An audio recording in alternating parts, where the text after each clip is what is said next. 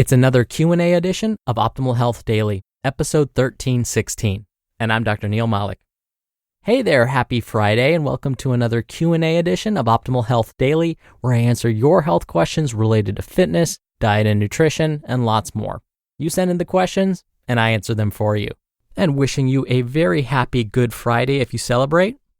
Now, if you're wondering about me and my background and my credentials, why I call myself Dr. Neil, well, I do have my Doctor of Public Health degree where my emphases were chronic disease prevention and nutrition.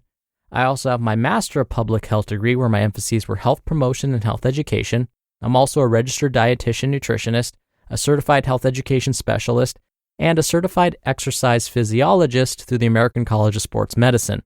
I've published peer-reviewed research, I've presented my research at national conferences, and have been interviewed by over 70 different media outlets for my expertise on basically all the things I talk about on this show. But anyways, enough about me. I'm sure you're excited to hear today's question, so let's get right to it as we optimize your life. Today's question came via email.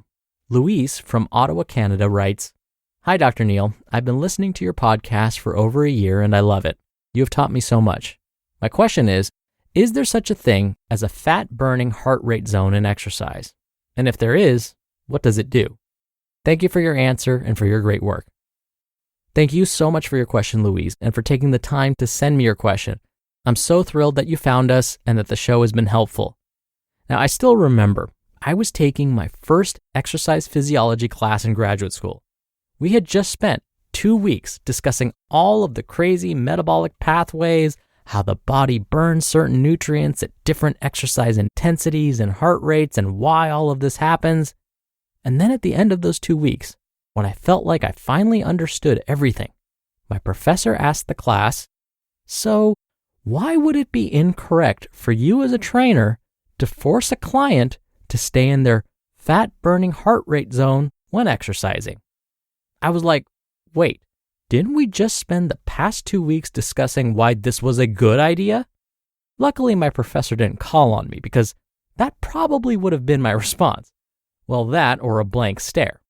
Instead, one of the brightest people in my entire graduate program spoke up and said, "Well, it's misleading because the body will ultimately determine whether to burn fat or not. And this isn't based on just exercise intensity or heart rate. It's based on a bunch of things. The body will burn calories when exercising, but ultimately, the body decides where to pull those calories from. It could be fat, or it could be something else." My professor responded with one word: exactly. I nodded in agreement, just so I looked like I knew what was going on, but I didn't. My face must have looked like Joey Tribbiani's from Friends when the gang was talking about the PBS special on the history of Korea, just nodding in agreement but secretly panicking on the inside. It took me a long while, and a deep dive into the research to figure out just what my super bright colleague meant by all of that. But here's what I initially believed, like so many others. When you work out at a certain intensity, you can burn more fat. Well, turns out this is only about 50% correct. First, what does heart rate have to do with workout intensity? Well, the more intense the workout, the faster our heart rate or our pulse will be. And the higher our heart rate during exercise, the more likely the body will turn to other sources of exercise fuel besides fat. In fact, the body is more likely to use stored sugar, also known as glycogen, as fuel as the intensity of your exercise goes up. So, if we keep our heart rate, or basically exercise intensity, at a moderate level, not too intense, we may burn more fat. That's why you see these fat-burning heart rate zones on a bunch of cardio machines. But here's where it gets a bit fuzzier. Keeping your heart rate in these fat-burning zones may burn fat, or it may not. Whether or not this happens, just like my bright graduate school colleague said, is based on a lot of things. Your current fitness level is one such factor. What you ate before the workout also plays a role. When you ate, your age, your gender, your muscle mass, how long you stay on the machine. Oh, and the machines never tell you where any of that fat that could be being burned comes from. If the body does burn fat during the workout, it's probably fat that's found near the muscle itself, not the fat around the belly button. So again, if we do burn fat during the workout, it's probably fat that's surrounding the muscle, which is not as harmful to our health as the previously mentioned fat around the belly button. Fat around the belly button is much more dangerous to our health. We want to burn fat around the belly button. But to burn fat around the belly button, well, now we're talking more than just working out in the fat burning zone. In fact, it may require just the opposite. Studies are finding that high-intensity activities may be useful for burning body fat, even though it sounds totally counterproductive to what I just talked about with intensities. But performing high-intensity interval training, for example, is not enough to burn fat around the belly button. It's going to help, but we need to also perform resistance training to make our muscles bigger. We need to throw in some lighter intensity cardio too. We need to stay consistently active for weeks, months, and years. We need to occasionally switch up our routines like we talked about earlier this week to keep the body adapting and to prevent injury. Oh, and let's not forget about diet. The key is we need to burn calories consistently. We have to change our metabolisms, and to do that, we need to be exercising consistently. That will change the way our body chooses to store and use energy.